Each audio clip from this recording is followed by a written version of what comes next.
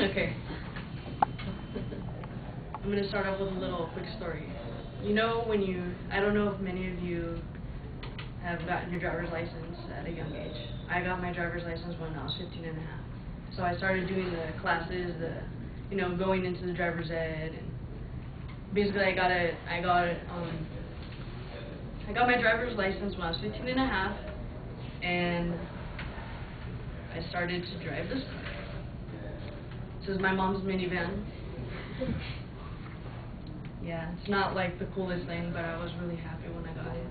Started driving it around, and funny story is, one day I was at now he's my ex-boyfriend, but my ex-boyfriend's house.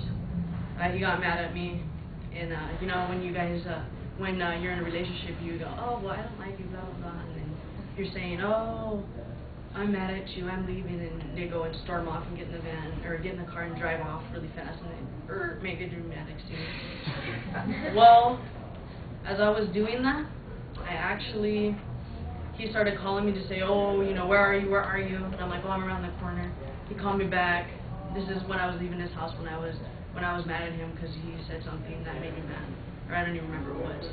So he called me, and he said, or I didn't even get a chance to hear what he said, because before I know it, I looked up, and then I see my mom's front end of her van in a fire hydrant.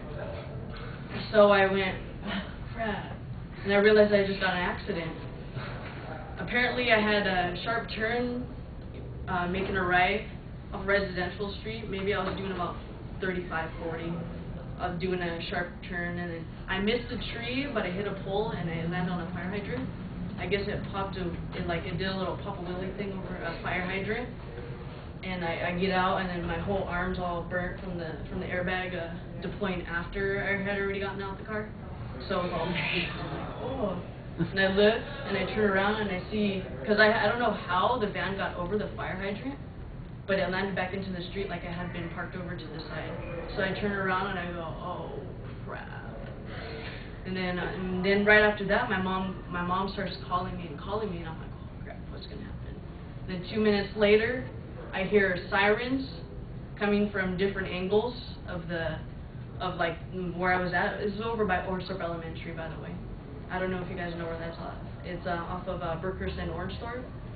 It's a elementary school, and basically the whole fire department and half of Fullerton Police Department was in that area for at least 3 hours because they were blocking off the water from the fire hydrant squirting up, and they were asking what had happened, and I said that I just lost control. So yeah, it was really sad. So that was what happened to the van.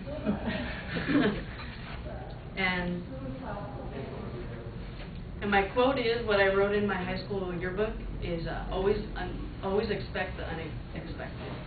And I got that quote because of my first car that I had, because I didn't expect to get in an accident when you just, put your eyes off to the side, and I was like, whoa, I'm on the sidewalk, and so it was crazy.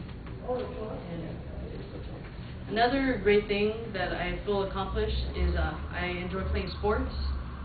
And one of my favorite things I love to do is play softball, but it turns out that softball wasn't for me anymore, and I wanted to try something new. So I tried water polo. I don't know if anybody's ever heard of water polo.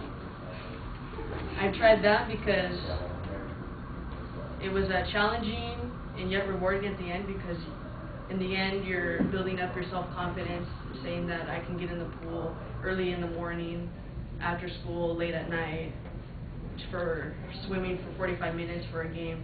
So staying really conditioned really helped me out to be more focused in school, to get better myself, and to help me graduate high school. So that was really good. And after my first set of car wheels, this is my first bike. This bike is really meaningful for me because it took me about 2 weeks, because I was working at JCPenney. JCPenney is like a temp agency where you put ink tags. So I placed ink tags for about 40 hours just to buy this beach cruiser, so it's really nice. And then here's the lock for that. And I'm actually customizing it right now, so it's going to look pretty cool. So if you see me, that's me. So that really means a lot to me. And the great thing is the cars that I would drive my parents, because now they always bring it up every day, oh, are you going to hit something today? Are you going to hit something today? So if that ever happens, I just take my bike and just go down the street, go hang out with my friends. And nobody has to know where I'm at. Nobody bothers me. So it's really nice just to get away. And another good important factor that helped me become who I am at this moment is actually my current job, which is Cutco. Cutco is